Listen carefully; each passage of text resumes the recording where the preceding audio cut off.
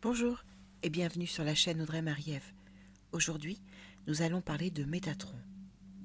Métatron fait partie de l'angéologie et serait l'archange le plus puissant de cette hiérarchie angélique.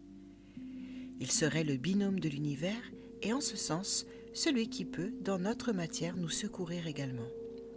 Doté d'une capacité à pouvoir déceler nos véritables intentions et émotions, Métatron sait nous soutenir à sa bonne mesure et à notre bonne mesure au regard de notre travail à réaliser.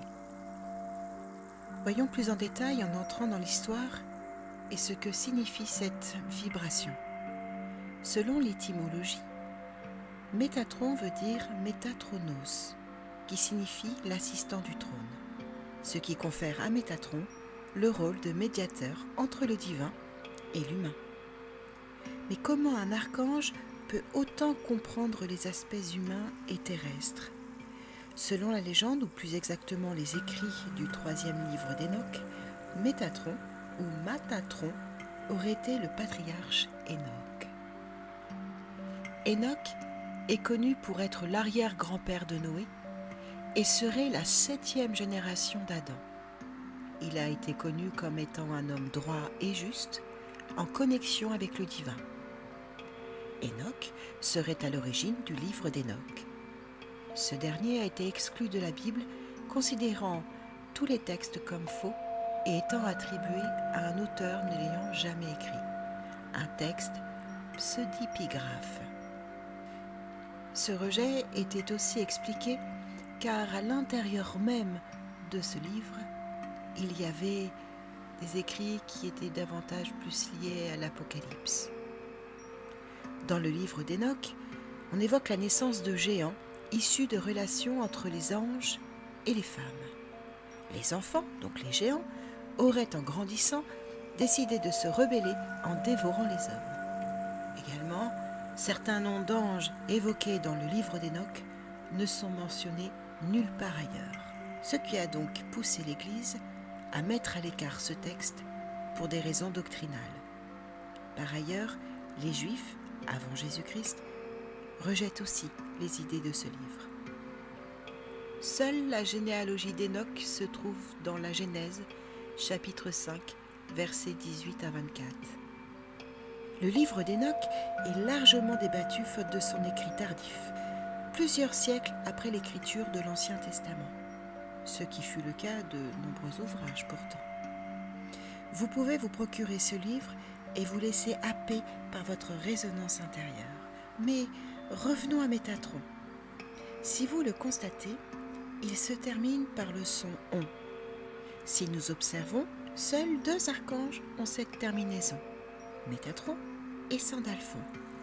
Tous les autres ont une terminaison en « L », Michael, Raphaël, Uriel, Gabriel, etc. Métatron et Sandalphon auraient été incarnés tous 2 sur Terre, alors que les autres, tout aussi importants, n'ont vécu et ne vivent que dans les cieux. De nos jours, Métatron est souvent cité dans des pratiques spirituelles connues comme un ange de lumière, de transformation et de sagesse. Un symbole lui est destiné et nous allons voir ensemble sa structure. Le cube de Métatron organise la création divine. Il organise de fait la création de l'humain et de la divinité qu'il incarne et que nous incarnons tous. Je vous rappelle que Métatron est l'intermédiaire entre les cieux et l'homme. La composition du cube est aussi simple que complexe. Le cube est composé de 13 cercles, un central et 12 autour du premier, tous reliés par des traits. Il contient les 5 solides de Platon, le tétraèdre qui représente le feu, le cube, l'hexaèdre qui représente la terre, l'octaèdre qui représente l'air, le dodécaèdre qui représente l'éther et l'icosaèdre qui représente l'eau. Tout ceci forme la structure du cosmos. À l'intérieur même du cube, vous retrouverez également la Merkaba. D'ailleurs, en mettant 2 cubes de Métatron l'un au-dessus de l'autre, on obtient l'arbre de Séphiroth. Le cube est donc la représentation et la synthèse de l'énergie qui circule entre le haut et le bas, équilibrant ainsi toutes les énergies. À quoi sert ce cube ? Il vous protège des énergies parasites émanant de tous les plans. Il augmente votre taux vibratoire ou le taux vibratoire d'un lieu ou de tout ce qui est vivant. Il diminue l'hypersensibilité. Il accompagne à l'éveil et permet de meilleures méditations. Comment demander l'assistance de Métatron ? Étant le plus grand de tous les archanges, toutes les situations peuvent être traitées. Toutefois, il est très utile pour les enfants hypersensibles ou hyperconnectés. Métatron aidera aussi les parents de ces mêmes enfants. Métatron va aussi vous permettre de découvrir votre vraie nature afin de pouvoir l'accueillir au plus juste et de poser le bon regard sur nos actes et surtout d'y remédier aux besoins.